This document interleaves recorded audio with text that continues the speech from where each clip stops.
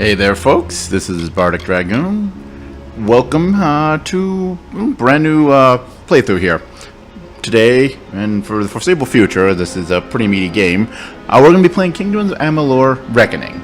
Released in 2012 for Xbox 360, PlayStation 3, and PC. It is a sort of open-world action RPG. A lot of people would consider it a hidden gem, but I don't know, I always feel like it's one of those things. It's well known enough that like to call it a hidden gem is kind of weird, because like you hear enough people talk about how it's a hidden gem that it's like words mean things, and at some point you reach the point where, you know, enough people to talk about it being a hidden gem, it stops being a hidden gem, if you ask me. Point is, though, it's a pretty interesting game, has a lot of interesting things going on for it, mostly in its combat. Though, it also, you know, decent looking game, has an okay story from what I remember, I don't know. Anyway, we have a very long game that we can talk about all that, as well as, you know, see examples of it, so, without further ado, we're just going to jump into things here. And this is actually kind of a hard decision to make, mostly because of the way that this game handles its difficulty scaling. Oh, what the hell, let's put on hard mode. If I get bored, if I get annoyed, well, yeah. From the beginning, we were wrong. And only now, well into the second decade of the conflict, have we begun to understand the mistakes we have made. We lived in harmony among the Fae, in a world awakened to new magic. Perhaps we should have foreseen what might be born on this rising tide. What force might awaken. A force powerful enough to twist even the eternal and immutable Fae folk.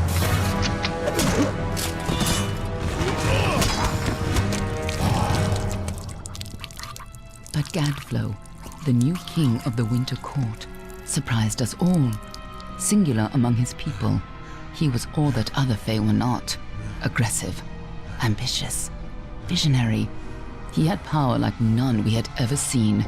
Terrible and deadly.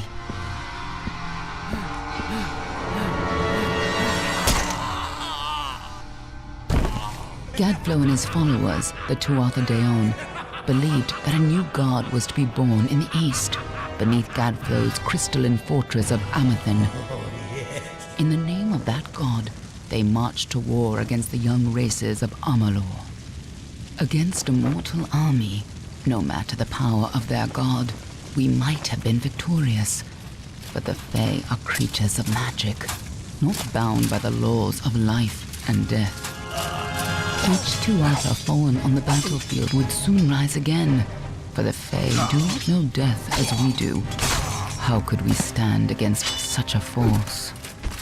For 10 years the war raged. For 10 years the armies of Men and Alpha fought and died. But as our numbers dwindled, we knew that it was only a matter of time. Our fate had been written. At least, that is what we believed. Until you died.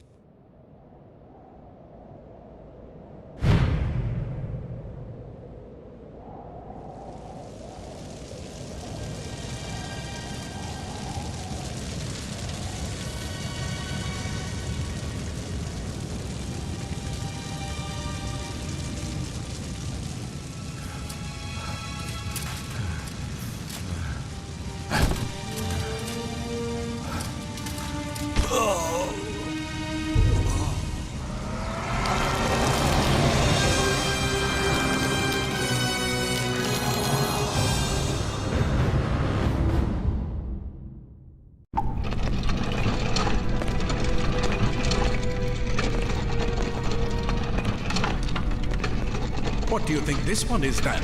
Alpha? Garan? Could even be a Jotun. Always a surprise, eh, Garan? Eyes on the job, boy. Don't matter what it is. Dead's dead. And be thankful for that. All we've seen. Go on and pull back the sheet, though. It'll need to be in our report, one way or the other. Alright, so with that story set up, we get into the space for our character creation. First thing you have to do is choose your gender and race. Gender, like most RPGs, doesn't really affect anything, particularly since there isn't really romance options or anything like that in this, so that doesn't even factor in. As for the race, it's arguably similarly cosmetic. You do actually get, for each race, there are, well, as you can see, there are racial bonuses. Those affect basically your starting stat, or your, not starting stats, but this game really doesn't do stats the way that a lot of RPGs do. Like, there are stats, but a lot of them are under the hood and simple, but like you don't get a lot of direct information, I guess. We'll get to that when we start like seeing equipment and stuff like that. Anyway, the racial bonuses are actually to your skills. Skills in this game are predictably enough passive abilities that, well, sort of passive abilities. You can basically think of the skills, there are a total of...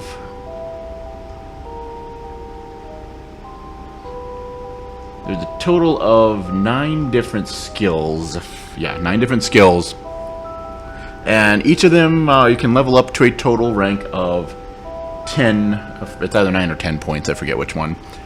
And basically they, as I said, provide for the most part passive abilities. It's kind of, you can sort of think of these skills falling into a couple of categories.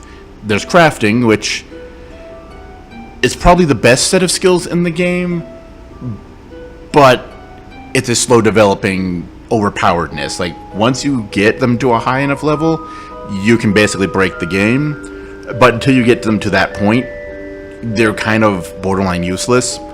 And you have 3 of those: alchemy, blacksmithing, and sagecraft. Then there are, let's call them explorational abilities, that basically affect your ability to explore the environment. Main one being detect hidden. Then there's also dispelling and lockpicking.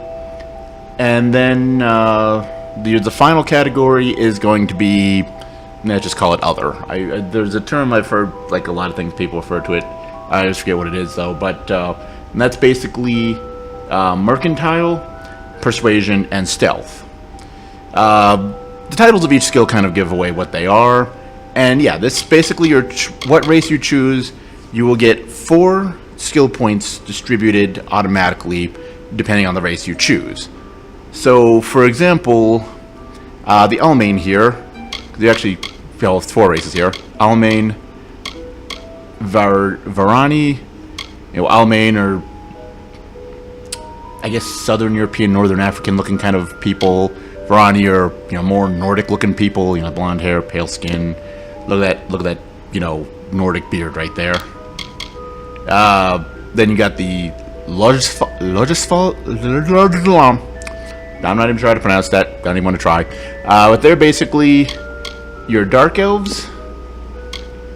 And, well, no, actually, I guess they're the normal elves. Damn, I don't know, they both look about the same, but, like, more conservatively dressed, more revealing. I guess maybe the Docklefar are more your dark elves versus your regular elves. Or wood elves, I guess. They're all, different to the in-universe race, but they're probably, if you know a thing or have experienced fantasy stories before, you probably kind of immediately think to what they will be. Anyway, so the Almain, for example, you start with 1 point in persuasion, 1 point in alchemy, and 2 points in blacksmithing. That's not really a great spread. As I said, alchemy and blacksmithing as, mostly blacksmithing. Alchemy can be kind of useful in the early game, but what makes it useful, it really only factors in if you're, like, not playing with a guide. If you were playing with a guide, alchemy really, because basically the thing is, you'd never get more than 2 points with these starting points.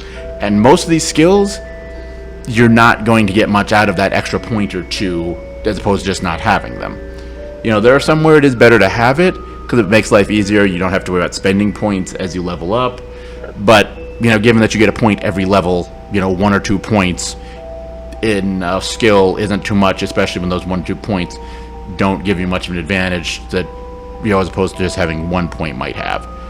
For example, persuasion, well, obviously that allows you to, persuade people. Basically, you'll see certain prompts in conversations that you'll have a certain, it'll be like, oh, you have this percentage chance of persuading this person towards whatever you're trying to persuade them to. Of course, the higher your persuasion skill, the better your chances at that. In addition, way skills work, you get just like basic levels, which give you, this certain amount. I've not been able to find any numbers what the amounts are, but basically bonus towards this, that, or the other thing. But then there are also milestones, which give you the ability to basically kind of an additional thing relating to that skill. So like persuasion, your milestones will basically affect your ability to bribe people. If you've committed a crime in game, you can bribe people and be like, oh, okay, your record's expunged, and that lowers the cost of it. I've never found doing crime to be particularly useful in this, and I mean, level 1 is a milestone in persuasion, but it's not a particularly useful one. Similarly, alchemy is, because basically the thing with the crafting ones, you don't need to have any skill points in them to actually use them. And alchemy is probably, like blacksmithing, as I said, really, really powerful, but you don't get a lot out of it until you get a good amount of points into it. Like, I'd say you want to get at least 6 or 7 points into it before you'll start getting to see really good results from it. Same thing with stage crafting, but that's not on screen right now, so we'll not get into that. Alchemy is a little different because alchemy basically allows you to use resources you just find in the world and make items. Which, considering, like most RPGs early game, you are flat broke and can't purchase anything worthwhile, being able to make your own healing items is actually pretty useful. But, if you're willing to, like, if you have a guide, you don't get anything until at least 3rd level with alchemy. Like, each level in alchemy gives you a bonus to your ability to successfully harvest ingredients from the environment. But, like, level 1, if you fail, like, you're just throwing items into a pot and see what happens. If it fails, if you don't have any skill points, you lose those items. If you have level 1, you get what's called an unstable potion, which basically just super cheap fodder to, get some money back on the ingredients you wasted. It's not really until you get to level 3, which is the next milestone, which gives you the ability to add more stuff into the pot and thus make better items. So, a point in alchemy isn't worth much. And blacksmithing does, as a basic skill, have some advantage in the fact that you can use repair kits to repair your armor, because there is an armor wear and degradation system in place. But that's about it. Beyond that, like, one point in it does give you the ability to harvest components when you defeat enemies sometimes, which is useful. But basically they're the ones. They give you advantages, like, you can use more stuff in crafting items, or you can now salvage unused equipment you don't need anymore. You can salvage to its component parts, and you do that with rarer and rarer items as you level it up. But again, you don't get anything really major until, we have the 6th or 7th level, if I remember correctly. The Varani, you get 1 point in Mercantile, which actually is kind of useful. I'd say Varani or Daklfar are probably the best classes to start with, if that means anything, because their skills are more useful. Like the Loja Sulfur here, Dispelling, which basically Dispelling is basically kind of like lockpicking. It just there's physical locks versus magical locks. Dispelling is for magical locks. When you do that, you're given a mini game, and then it's basically you have a ranking on the mini game: easy, medium, hard, whatever. When you go to Dispel, you have to do that mini game, and as you rank up in Dispelling, it reduces the difficulty level of the locks, and as you hit milestones, you can, if you fail, you won't, blow up the treasure chest, and you won't take damage or lose items, whatever. And you can actually get to points where, like, it'll affect things in the mini game, or even just give you the ability. You can just automatically unlock easy chests now. You don't have to try, and you don't have to play the mini game. You just do it, and it'll be like auto unlock will be an option. You can just do that, and it always works. So kind of useful, but again, 1 or 2 levels, and it doesn't give you much really advantage in the early game, especially because I find the Dispelling minigame personally to be really easy. Sagecraft, kind of in the same vein with blacksmithing, in that it's a crafting one. It allows you to create gems, which you can then socket into equipment to enhance it. As I said, very useful if you know what you're doing and get it to a high enough level. Low levels, basically it's every point that you gain, you get a better you get a chance to or basically find better quality shards, what do you make gems out of, and then you get, as you hit milestones, you can either strengthen your shards, and level them up, or you can, create better gems. So, level in Sagecraft, you don't even hit a milestone, it doesn't really do you any good. Alchemy, we already talked about that. So yeah, that skill spread, if you're not good at dispelling, if you're not good at the dispelling minigame, yeah, that might be useful, but not super great otherwise.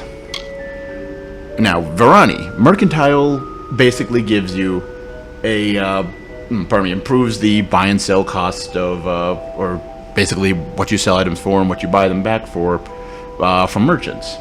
And that's just always useful to have. Even just 1 point, it's not super amazing in the early game, but it's not a bad skill to have. So, it's useful. Detect Hidden is probably the best skill in the game. It has the most application, the fact that basically it allows you, it's your across-the-board exploration skill. It has I think actually most levels for that one are milestones, and it basically, each level you get improves the amount of gold you'll find as you pick up stuff off of dead bodies, or find hidden nooks and crannies with their stuff. But as you hit milestones, it allows you to see enemies on the mini-map and what direction they're facing, see hidden treasure chests, disarm traps, see hidden doors and fake walls on the map, stuff like that. So it's a really useful skill to have, even, one level, again, not super great, but actually even then, because it's a milestone, it allows you to see enemies on the mini-map. Until you get that one level into Detect Hidden, you can't see enemies on the mini-map.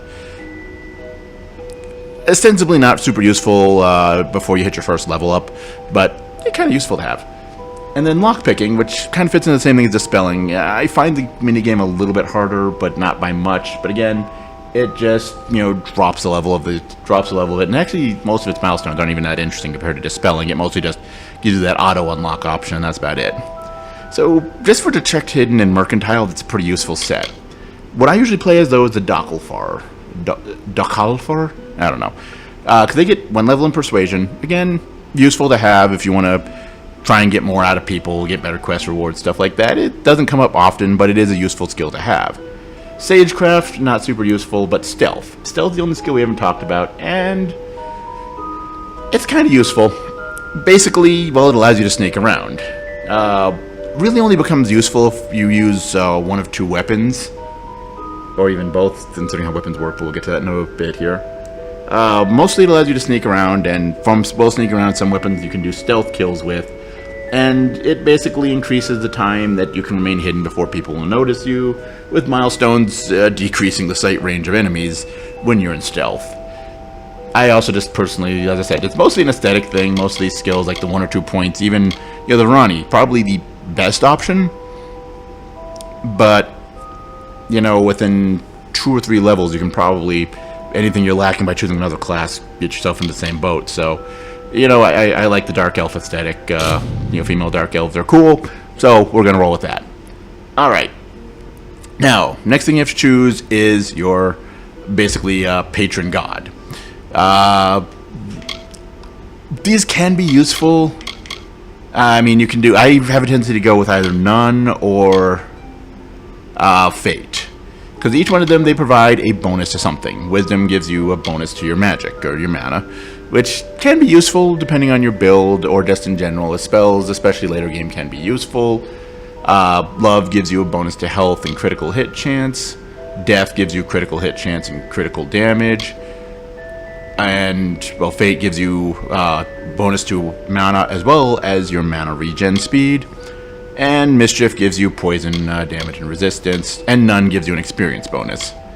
Personally, I find the experience bonus to be but the thing is, most of these aren't very big bonuses. You can very easily get most of these without having to try through other means. So, again, it's kind of like the, choosing your race based on the skills. It can help, but not by much, and especially not in the long run. I'm going to go with Fate on this one, just because it's not terribly difficult to accidentally over-level yourself, so, giving yourself a lot of experience boost, not great. Okay, where is... I think I usually start from Yeah, this one. And now we will get to create a character. Not a lot of options that you have. And why are you turning so slowly with the analog stick? Anyway, I'm gonna probably fast forward to this depending on how long it takes. So, woo.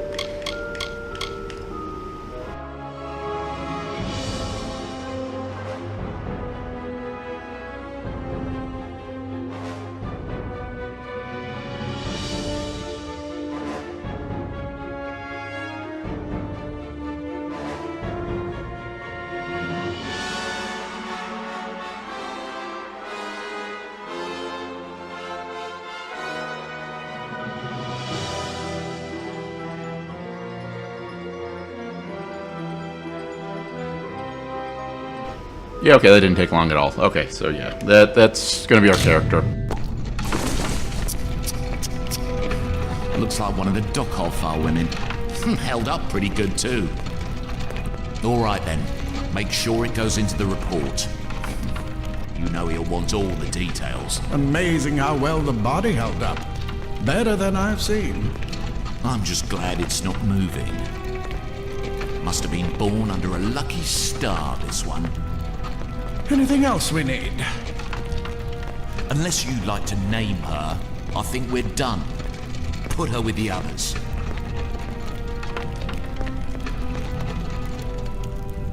Alright, and we get to name the character. I'm just going to keep it at the default.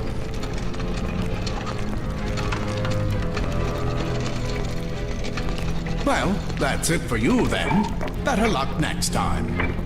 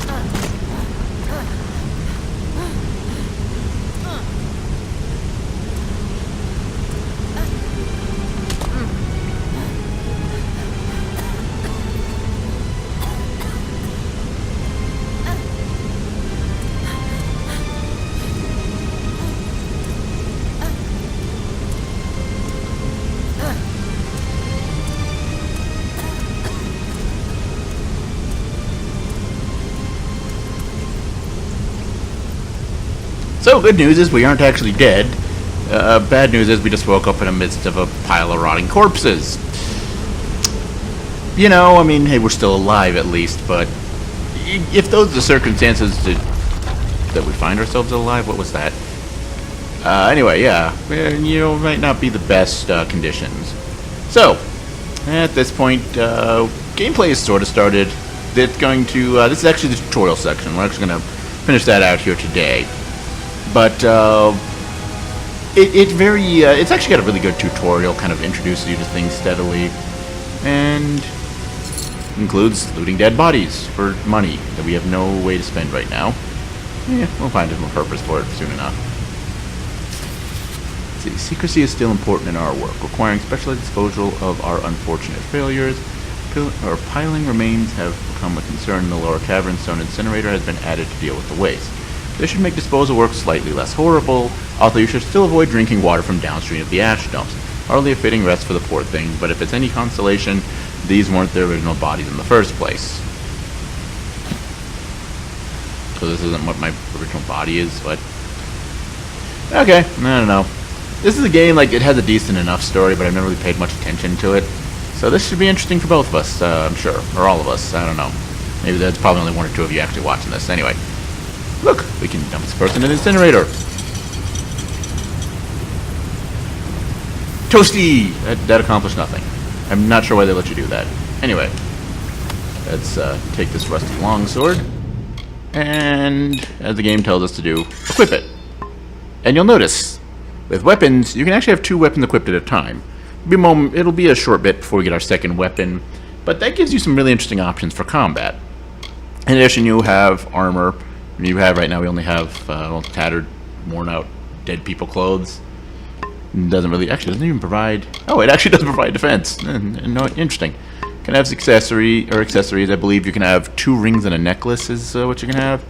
Consumable items, just general items, and junk. But you can add items to junk, and then just when you go to stop, like I don't need this anymore. Sell all of it at once. Yeah, we'll get to the rest of it as the game introduces the concepts. All right. So I think right up here's. Run!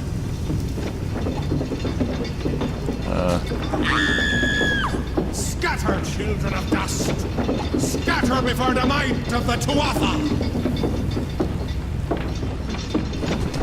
Oh, hey, that guy. Oh, that guy's got some skills and armor, and he just got knocked down.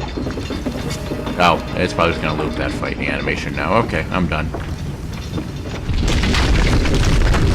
I feel like we don't want to be in this cave for very long. Oh. Okay, I guess we can't go forward. By the way, smashing crates, useful thing. You'll usually find money. You can also run, depending on how you have your controls set up. I have mine set up right now, where you just click in the left stick and you start running until you stop, until you just stop moving, and then you go back to your normal walking speed. But you can also set it to either tapping or holding the A button to go and to run. And there we go. First enemies. Barrels. Can't trust those things. Alright. So, your primary weapon is attached to the X or square, depending on what system you're playing it on. I'm playing it on PC with the Xbox 360 controller, so X. And yeah, you can just mash up basic combos. Each weapon type has a certain base combo, usually around 3 to 5 hits, depending on the weapon. And you also have, well, we don't have a second weapon, but Y or triangle is your secondary attack. The left trigger, or L2, is going to be block. And the rest of these don't factor in right now, except for B, which allows you to do an evasive roll. Alright, so let's keep going. Destroy barrels along the way. See, find cash. Ignore that different animation from the normal one that I just did. I'll explain that in a moment. Oh wait, barrel. Barrel. Gotta kill that. Alright. And up this. Help! Anybody! Probably should hurry up. You! And Up there, you'll sometimes please come to help me. these jump Please. points. Press the button jump or just run into them.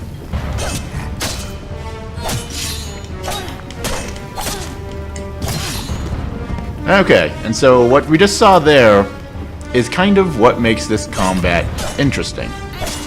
You actually have different moves. Like even with just a single sword, I mean I can block, I can dodge. Actually, does blocking do anything? Can we? Nope, okay, we need a shield to do that, okay. But we can do the basic 4-hit combo, or if we do a delay input, we can juggle the opponent. And, yeah, you have options. Ooh, worn leggings. Actually, that's what I already have, isn't it? Oh, we have ragged leggings. These are worn leggings.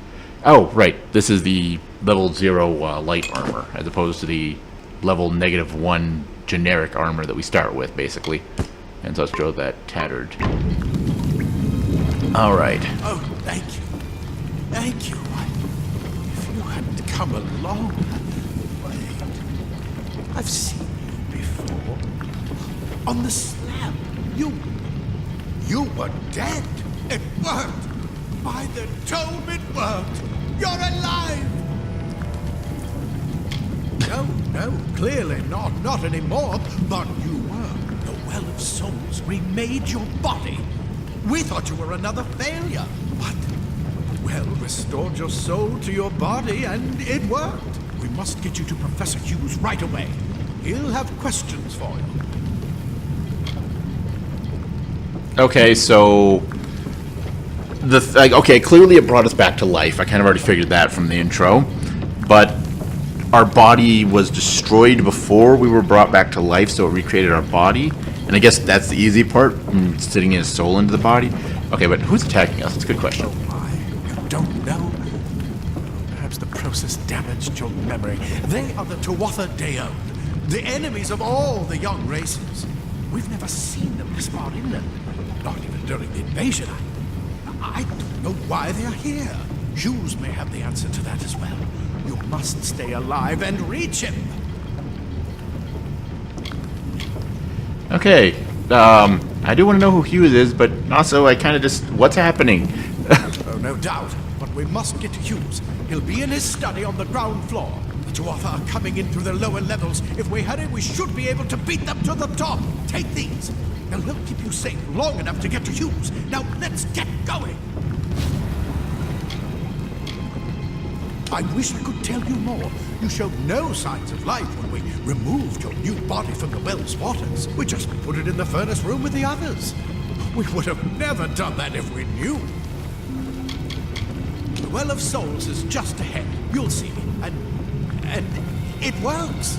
It restored you to life. There will be plenty of time to explain later. We've got to get going. He'll be in his study on the ground floor of the tower. At least, I hope he's there. And safe. Let me get this door, and we can be on our way. Alright. Right this way. So that guy just handed us were a couple of health potions. But first let's get the spoils of killing these dudes and break some crates, because crates are our ultimate enemy here. We need to destroy all the crates.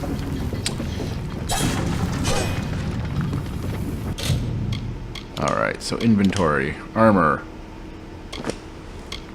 So, we now have light armor. And basically, well, the game kind of divides everything into three classes. Pardon me. Heavy, light, and mage. Or, I guess you call it warrior. Well, I think they call it combat, precision, and magic. Yeah,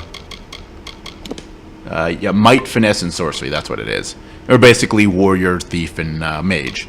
So right now what we've got is the very base level, pardon me, very base level rogue armor, which all weapon or all armor, of course, you have a defense stat, but you'll also have different bonuses, which is usually like generally based on what class it falls into. Though you'll also usually get additional bonuses, especially with rarer armor and stuff.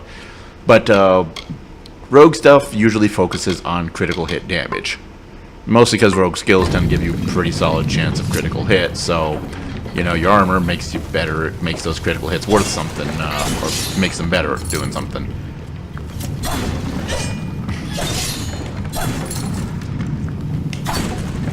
Is that all the crates and everything in here? Yes, other than this treasure chest. Let's open it up. Ooh, boots. I'd like to wear something on my feet. Alright. And yep, these are also rogue equipment. Once again, very base level stuff. We got boots. Look at our boots.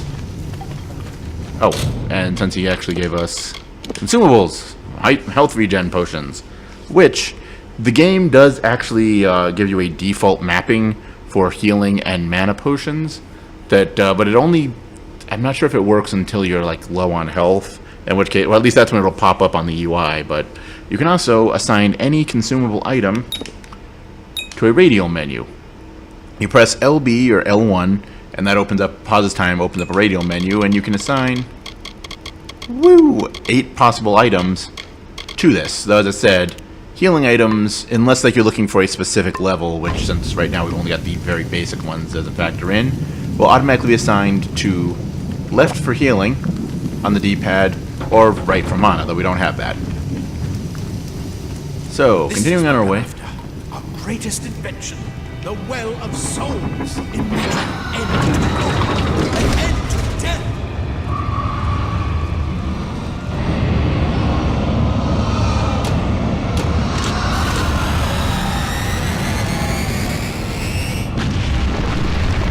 Well, imagine an end to that dream, because I don't think this is going to work anymore after what they just did. That kind of stinks. Oh well. But hey, at least you got one success out of it. You know, I suppose that puts a lot of weight on my shoulders, but I know something tells me by the end of all this I'm going to save the world from these Tuatha things or whatever. Just have a hunch, you know?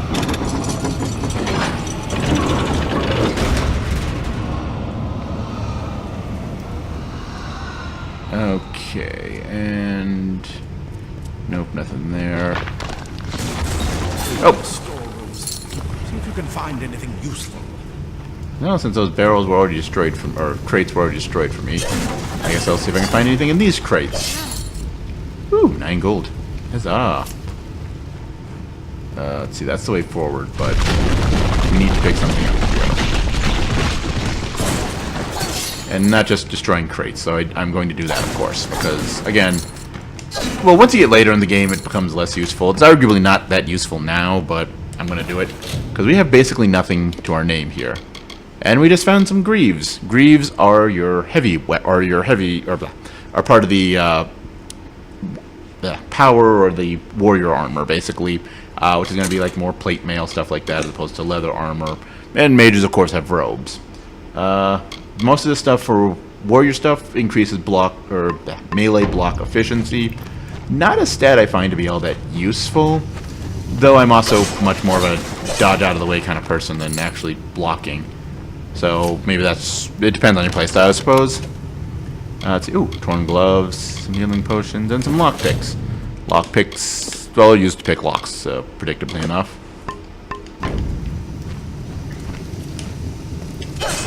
Destroy that. And then weapon rack should have, yes, a kite shield, which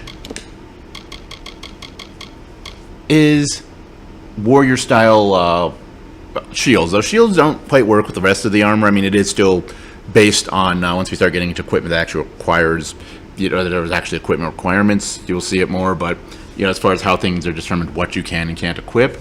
But shields all pretty much increase your block damage. But yeah, the warrior gets stuff like kite shields. Do you hear something? Whew, I got a shield now. More Tuatha! Don't worry, I got this. Ready to fall. Okay, I've got this.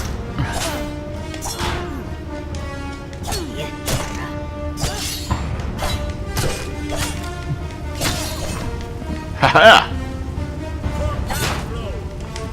And yes, you can either do a normal block, or if you time your block with the enemy attack, you can actually parry. And that's kind of what really made me interested in this game. I originally played the demo because, well, if you played the demo, you got, I think it was free DLC from Mass Effect 3. That one had a bow. Get it? Oh, hey, we finally get a second weapon. But yeah, and you got free DLC for Mass Effect 3, which I was like, oh, hell yeah.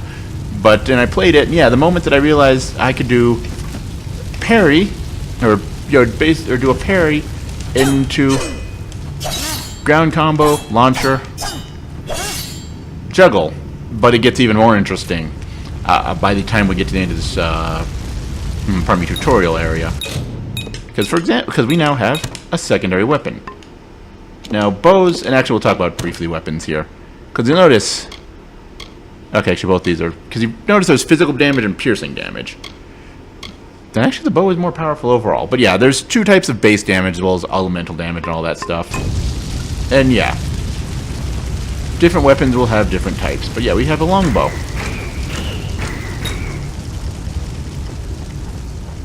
And yeah, you basically do that, tap it to fire. You'll notice below, when you have a bow equipped, that below your health and mana, up there in the upper right-hand corner of the screen, you have your little UI interface. There's a red bar, blue bar. In between them, there is a purple bar. We just don't have anything for it because they haven't unlocked that mechanic for us yet. But you'll get, but yeah, the red is health, blue is mana, and the purple one we'll get into later. But you have a little, boy, man, I can't remember what arrows are carried in. That's awesome. But, oh, quiver. You have a little quiver icon with a number of arrows next to it. That is how many arrows you can fire before they have to, until it times out. Then you just have to wait a little bit and your quiver will refresh itself. And of course, you can level up your skill with different weapons. And bow and arrow probably has one of the more useful ones. As other weapons, well, you can get more abilities, but like there's also just passive skills. And with bow and arrow, part of the passive skill does, as well as most of the abilities, increases how many arrows you can have in your quiver up to, I think, a total of 10.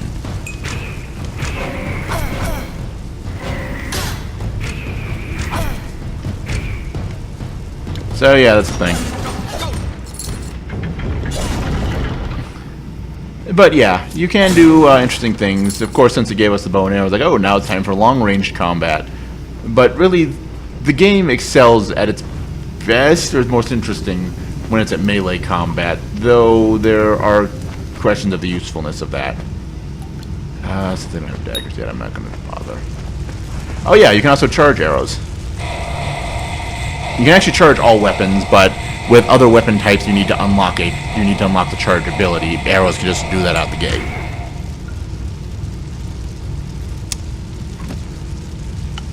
Well, that sucked.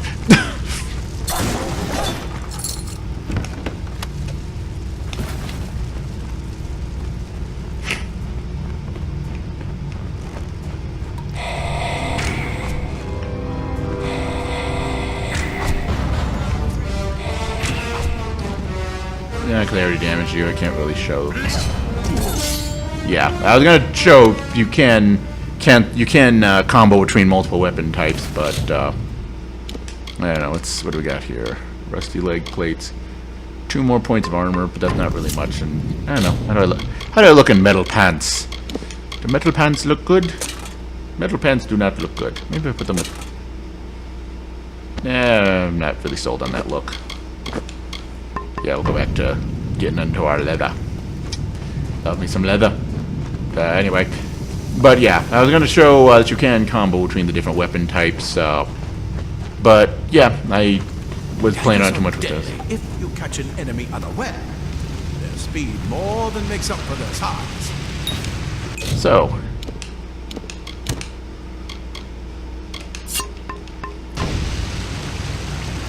Alright, that's center camera. Is it?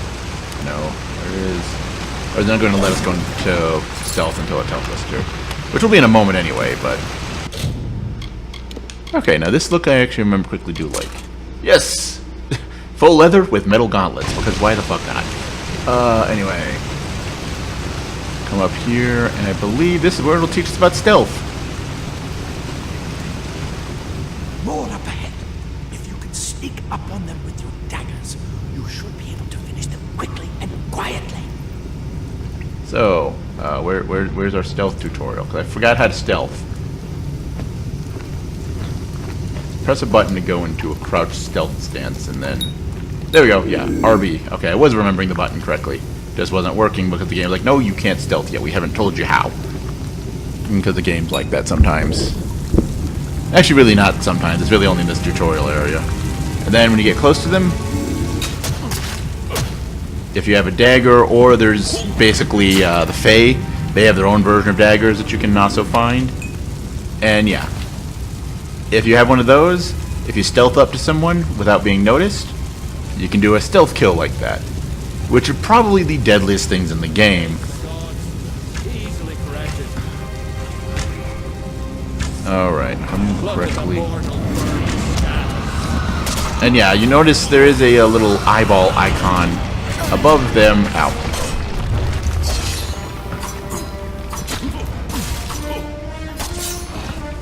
And yeah, that's basically your, can they see you or not icon. It's fairly simple stealth, but as I said, it can be a really powerful combat option if it gives you the opportunity. There's arguably not a lot of places where it gives you an obvious opportunity to do it, and given that you only can do it with 2 weapon types. But especially if you get your stealth levels up pretty high, you can just sneak around everywhere. Blossoms only respond in the presence of magic. Perhaps there is more to you than it seems. Boom! We got magic. What are you? I don't know. A walking dead person with a fabricated fake body? I don't even know what I am right now, man. I finally got the spider problem under control. Claude will try to take credit for an efficient cleansing with his Praetorians, but I feel he overstates his case and fails to recognize the value that my own quick thinking and scholarly work provided. While overseeing the spider purge, I noticed that there's guards who were affected by spider venom exhibited stiffness of joints and tightening of skin, symptoms which suggest a possible solution for the internal cohesion problem with some of the well's creations. I would have studied their symptoms in more depth at the time, but the guards willfully and flagrantly disobeyed my orders to delay application of antitoxins. Gee, I wonder why. As such, I request that we capture some of these spiders in order to harvest their venom and for future testing. Furthermore, I trust that these insubordinate guards will be punished immediately for my steadfast pursuit of knowledge. I require no medal nor promotion. All I would ask is that you please reassign me off the subject disposal detail. Okay. That's an interesting little bit of lore, I suppose. What do we have here? Ah, ropes. And some spider venom. Actually, no, we'll keep the longbow along.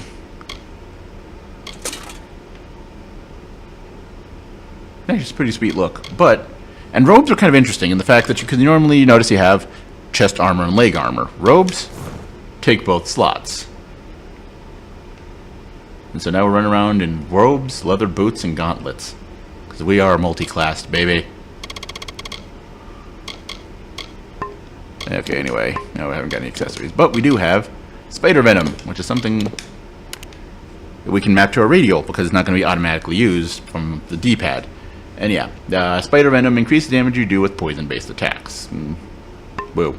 I don't think we have any poison-based attacks, so it doesn't do us a lot of good. Alright, anything else in here? Don't believe so, but let me just double check. Nope. Okay, yeah, nothing around here. Okay. Something tells me those giant spiders weren't fully cleared out, or is it just me? Actually, no. What I want to do here... we're actually going to go back to the bow and arrow.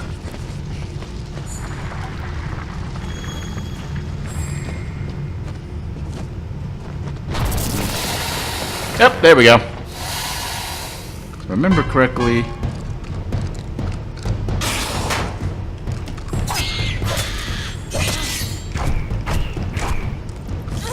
okay, so you can't actually launch them. I thought you could launch them, so I guess we'll have to wait till we can get something that we can launch before I show that combos is a thing that exists in this game, and they're actually pretty cool. And worn hand wraps. Hand wraps are mage armor. Oh, forgot to talk about mage armor. Predictably enough, mage armor boosts your mana regen rate. That's the cool thing about it, besides the fact that robes are both upper and lower body torso protection. Alright. Ah! Staff. New weapon type. Not one I particularly am fond of. Staves, rather than with all the other stuff we've had, it's physical and piercing.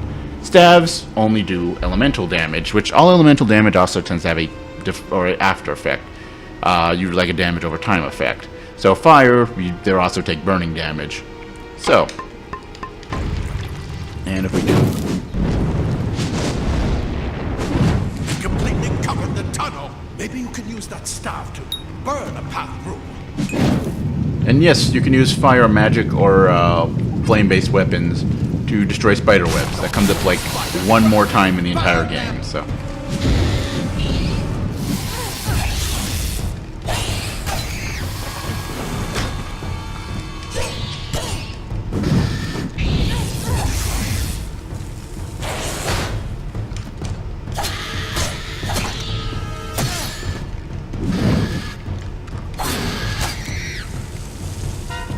Woo! Bunch of dead spiders. Alright, what do we have here? Shoes are magic user items. Or a magic user footwear. And predictably, as far as armor ratings, of course, heavy armor tends to be, better defense than leather armor or mage armor. Whoosh! Nope. Whoosh.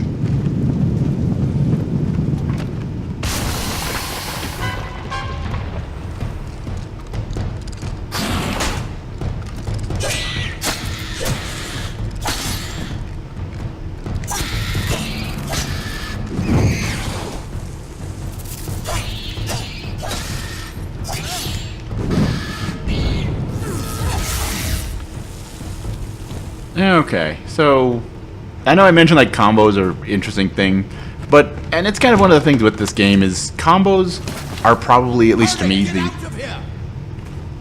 That came out of nowhere. Something chasing us? What happened? But yeah, kind of one of my favorite things, like the fact that this is an open world action RPG that like has some decent combat mechanics. I mean, that's something I've always just been interested in, like since playing Diablo 2. Like, imagine Diablo 2, but like with, you know, not wrist destroying clicking, because when I played Diablo 2, I didn't realize you could just hold down the button and it would like auto attack. But anyway. Get alive! I use this. That's what I intend to find out. But rather will She find my came out of the Praetorians well. are a tougher. What? She better get inside to see the old man. Quick! Or does Twatha make another push? This is where we part ways. Take whatever you want from this armory. We might have a few things that would fit you. Just make sure you get to choose. We can hold off the Tuatha here. There's nothing more I can do except to stay here and slow down the Tuatha. But this is the armory after all. Check the chests. We might have a few things that will fit you. With luck, I'll see you on the outside. I'll see you on the outside, if fate wills it. Okay.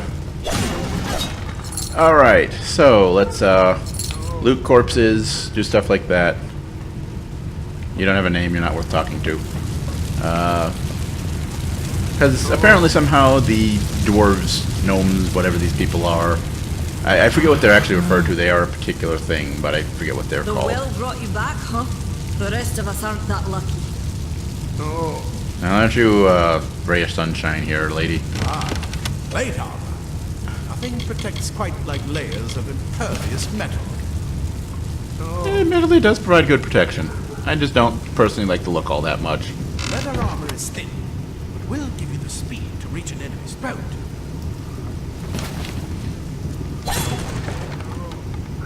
Simple cloth frees your body and mind. That's why mages prefer it. Alright, nah, you don't have a name. You don't have a name. Let's get the cat. Actually, wait. 'Cause I think...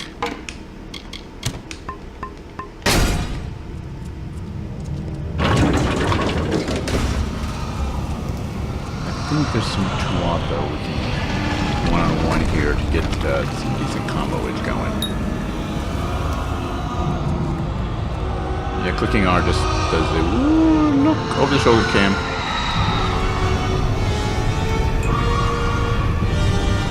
You sure we're the good guys? Like, giant pillars of green flame, of magical green fire are usually a bad guy kind of decor item, just saying.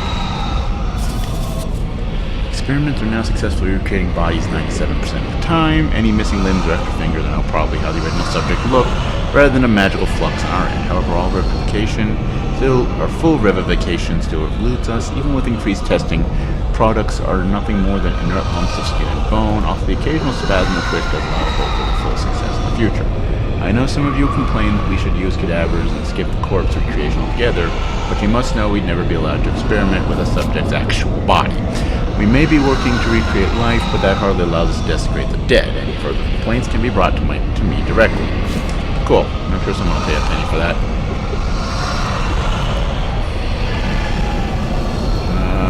Alright. Still say, weird mystical green fire, usually a bad guy decor item, just saying. Anyway, yeah, let's just continue on our way up. And what do we have here? Nothing. Cool. That was worth stopping to look. Well, loading screens usually indicate something's gonna happen. Actually, wait, I think I know. Yep. Okay.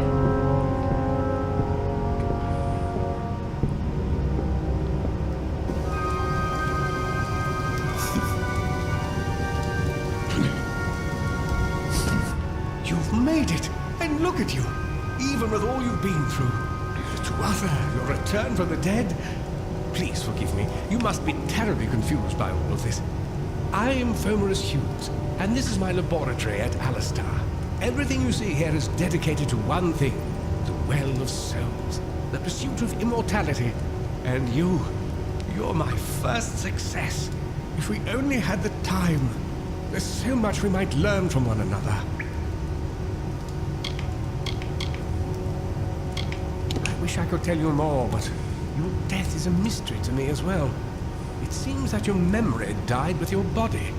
You see, the well is designed to capture the soul of someone recently deceased, recreating their physical form within its waters. Simple, really.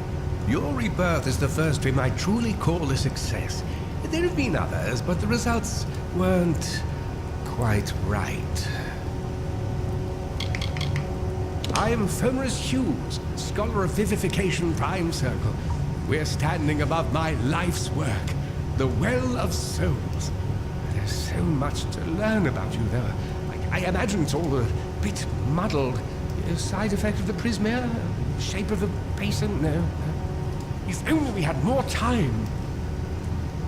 Too much to explain right now. The Tuatha have come to stop my work, but I don't believe they know about you. Not yet. What's important is getting you out of here safely. You're the only proof of what we've achieved here. I may not be able to save the well, but I can ensure that its only success is safe.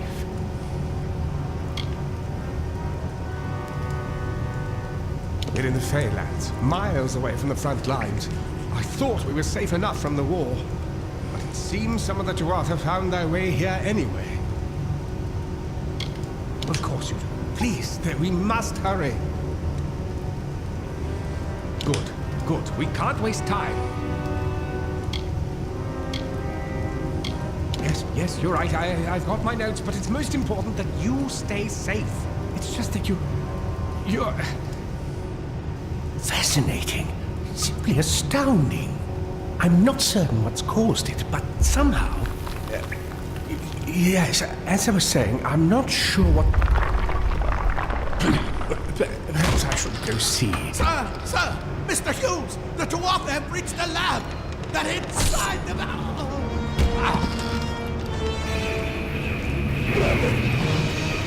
No!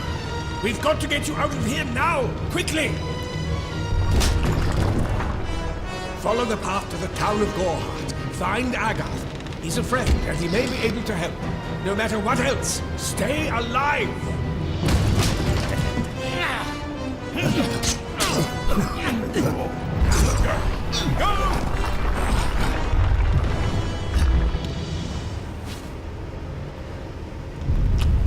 All right then. So yep. Well, hopefully he kept all his. Well, he did say he kept all his notes, so actually we should be good there. Whether this guy makes it out alive or not, who knows?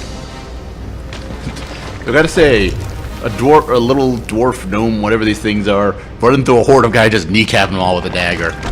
I can respect that. Hey, yes, I'd like to leave now. The place is falling down around me. Leaving is a good thing.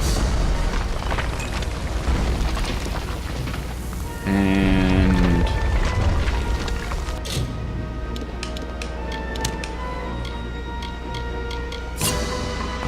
Ready to die, Jesslyn. oh, so much for that.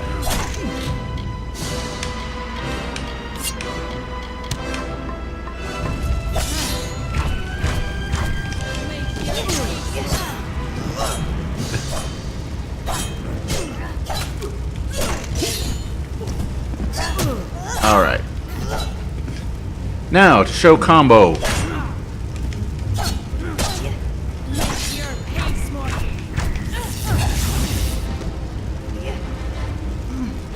Why Jeff still have one hit point left? That would have looked so much cooler if he just stayed down after I did that. But yes, I just did a just defend or parry into a basic ground combo, into a launcher, into a projectile juggle combo, into a magic spell. This game has combos, and they're actually pretty cool. There is room for improvement. It's one of those things, kind of stinks that the developer 38 Studios, though admittedly from the sound of things they kind of did it to themselves, but they kind of shut down and we might never see a sequel to this. I don't know, now that someone's bought the rights to it.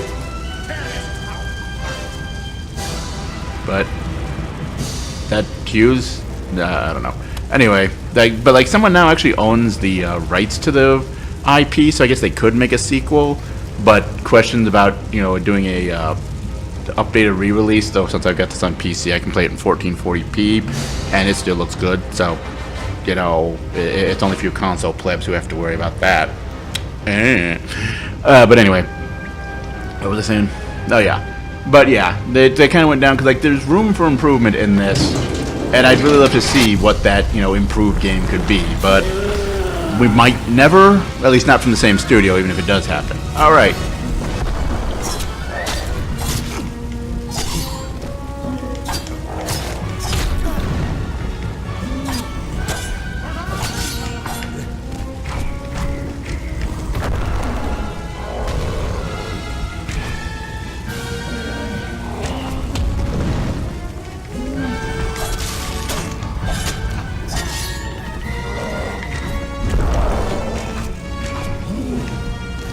That's right, you can switch targets using the right stick when you're in combat. But the camera does kind of... You don't have a lot of control over the camera in combat. You do, it's weird. Particularly considering the fact you got the hole, you can swap it out. Anyway, so we're fighting a troll here. And predictably, big enemies like this function a little bit differently. Oh, I staggered him.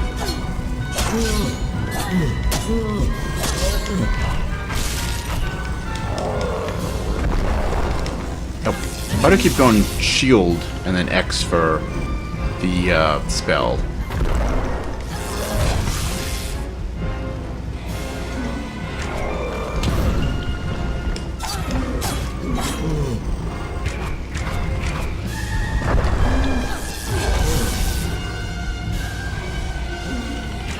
And ostensibly this is where ranged weapons tend to come in, because the large enemies... We'll see it more because the game loves to use large enemies for boss fights, which admittedly, you know, for dramatic stakes does work. But they don't really hit stun doesn't work like it does with other enemies. So, you know, being able to stay away from them rather than running into their face and attacking them, where they'll be just like, nah, I'm gonna ignore that you're attacking me and hit you anyway. But, cue this.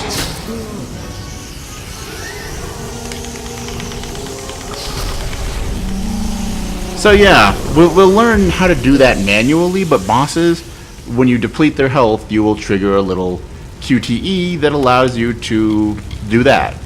Which can... minor venom guard. Nifty stuff.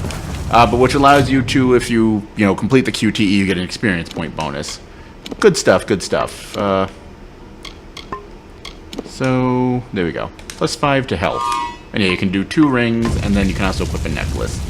The accessories, like most RPGs, are basically non-existent in the early game, so we won't worry about that too much. But we got one, yeah. And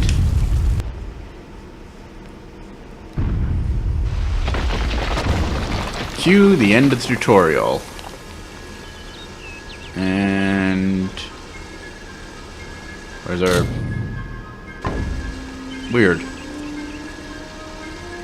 Huh, is it the fact that I'd always take the experience point bonus? Usually when you beat the tutorial, I get a level up. Like when you walk out here. Weird. Anyway, with the tutorial over in, it's been about an hour here. I think we'll call it a day. Tune in next time where, well, we've got a big old world to explore. Sort of. I'll talk about that more later. Until then, though, as always... Later, folks.